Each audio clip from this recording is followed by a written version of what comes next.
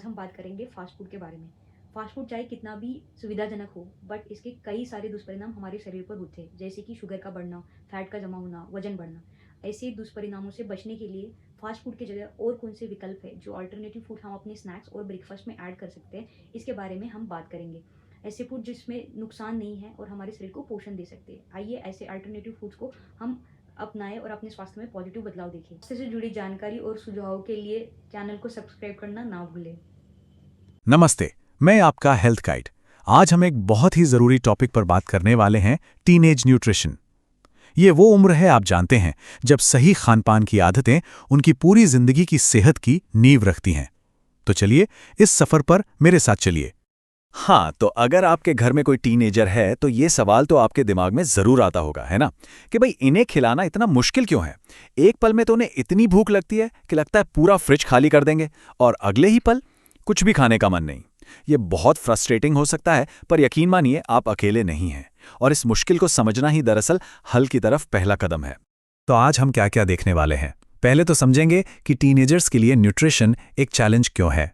फिर हम उनकी कुछ आम आदतों से जुड़े रिस्क्स पर नज़र डालेंगे, और इसके बाद हम बात करेंगे कुछ सॉल्यूशंस की, जैसे कि फैमिली मील्स के फ़ायदे, स्मार्ट स्नैकिंग के तरीके, और सबसे ज़रूरी, खाने को लेकर एक हेल्दी सोच कैसे बनाई जाए।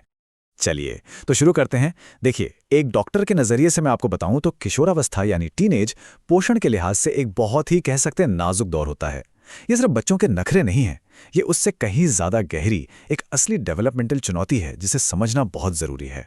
तो जब हम कहते हैं कि ये पोषण के लिहाज से नाजुक दौर है, तो इसका मतलब क्या है? इसका सीधा सा मतलब है कि इस उम्र में उनका शरीर बहुत तेज़ी से बढ़ रहा होता है, बहुत सारे बदलाव आ रहे होते हैं, और इन बदलावों की वजह से उनकी ज़रूरतें भी एकदम यूनिक होती हैं। और यहीं पर खतरा है। अगर इस उम्र में खाने पीने की खराब आदतें पड़ गईं, तो वो आगे चलकर मोटापे और दूसरी लंबी बीमारियों की वजह बन सकती हैं। और ये मामला इतना सीधा भी नहीं है। ये सिर्फ टेस्ट का खेल नहीं है, इसमें बहुत सारी चीज़ें शामिल हैं। जैसे उन्हें अब अपनी आज़ादी चाहिए, दोस्तों का प्रेशर होता है ना, उनका शेड्यूल इतना बिजी और उल्टा सीधा होता है, स्क्रीन टाइम बढ़ गया है, और अपनी बॉडी इमेज को लेकर भी वो बहुत सोचते हैं। ये सारी चीज़ें मिलकर हेल्दी खाने को उनके लिए एक मुश्किल पहेली जैसा बना देती हैं। तो अगर ये एक चुनौती है, तो इसके लक्षण क्या हैं?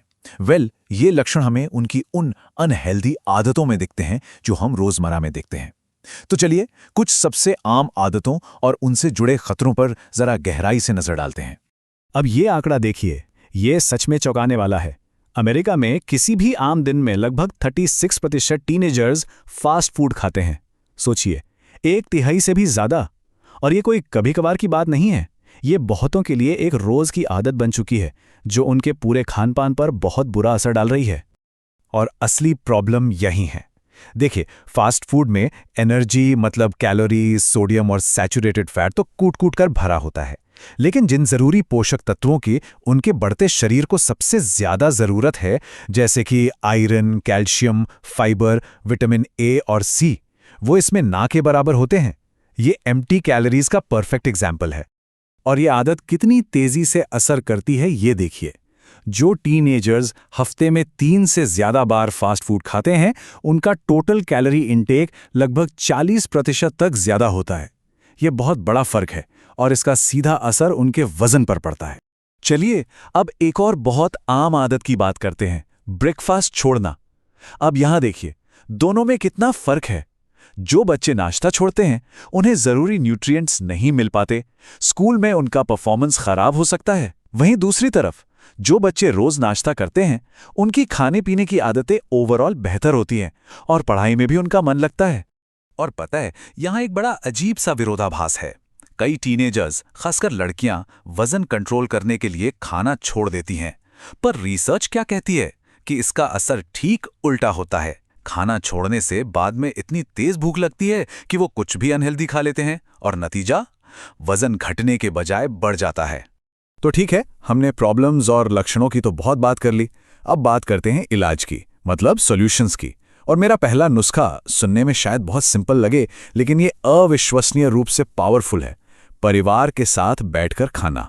ये एक लाइन आप देखिए, सब कुछ कह देती है। ये रिसर्च से साबित हुई बात है कि जब परिवार साथ में खाना खाता है, तो बच्चों के खाने की क्वालिटी अपने आप बेहतर हो जाती है। ये अच्छी आदतें डालने का सबसे मजबूत तरीकों में से एक है। ये डेटा देखिए, ये साफ साफ यही कहानी बता रहा है। जो टीनेजर्स अपने परिवार के साथ कभी कभार खाते हैं, उनके खाने की क्वालिटी काफी कम होती है, और जो ज्यादातर साथ में खाते हैं, उनकी डाइट क्वालिटी कहीं ज्यादा बेहतर होती है। ये कनेक्शन बहुत ही साफ और मजबूत है। ठीक है, तो अब आते हैं हमारे अगले ट्रीटमेंट प्लान पर, और ये है स्मार्ट स्नैकिंग और बेहतर चॉइस बनाने के बारे में। देखिए, यहां बात परफेक्शन की नहीं है, बात है हर रोज थोड़े बेहतर, थोड़े स्मार्ट फैसले लेने की, खासकर जब बात स्नैक्स या बाहर खाने की हो। और चलिए थोड़ा प्रैक्टिकल होकर सोचते हैं। आजकल की बिजी लाइफ में ज्यादातर परिवारों के लिए फास्ट फूड को पूरी तरह बंद कर देना मुमकिन नहीं है। तो लक्ष्य ये नहीं है कि उसे दुश्मन मान लिया जाए, लक्ष्य ये है कि उसे कम किया जाए, और जब भी खाएं तो समझदारी से चुनें। तो कैसे चुनें? ये कुछ आसान से स्टेप्स हैं। पहली बात, हमेशा छोटे पोर्शन चुनें। ये लार्ज या डबल वाले ऑप्शन से दूर रहें। दूसरी बात, बेकन, चीज़, मेयोनीज जैसी हाई फैट टॉपिंग्स कम करवाएं। तीसरी, साइड में फ्राइज की जगह सलाद या फल ले लें। और आखिर में, सोडा की जगह पानी या लो फैट दूध पिएं। यकीन मानिए, ये छोटे छोटे बदलाव भी मिलकर बहुत बड़ा फर्क लाते हैं। अब बात स्नैक्स की। टीनेजर्स को स्नैक्स तो चाहिए ही, लेकिन सही स्नैक्स चुनना जरूरी है। तो चिप्स या कैंडी की जगह इन न्यूट्रिएंट से भरे ऑप्शंस के बारे में सोचिए, जैसे स्ट्रिंग चीज हो गया, या ताज़े फल और सब्जियां दही वाली डिप के साथ, चीज और क्रैकर्स, या फिर दूध के साथ थोड़ा सा सीरियल। ये स्नैक्स उन्हें एनर्जी भी देंगे और पोषण भी। और आखिर में, चलिए सिर्फ खाने से आगे बढ़कर बड़े लक्ष्य की बात करते हैं, मतलब लॉन्ग टर्म वेलनेस की। क्योंकि मामला सिर्फ ये नहीं है कि टीनेजर्स क्या खाते हैं, मामला ये भी है कि वो खाने को, अपनी बॉडी को और अपनी सेहत को कैसे देखते हैं।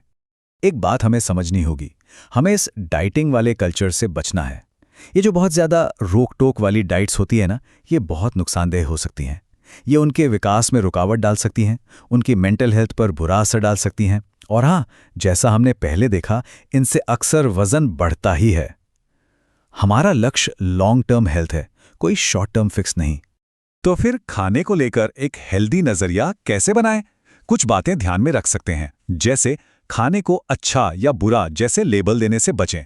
इसकी जगह इस पर फोकस करें कि कौन सी चीजें हेल्दी हैं और क्यों खानी चाहिए। उन्हें समझाएं कि हर किसी का शरीर अलग होता है और ये बिल्कुल नेचुरल और हेल्दी है।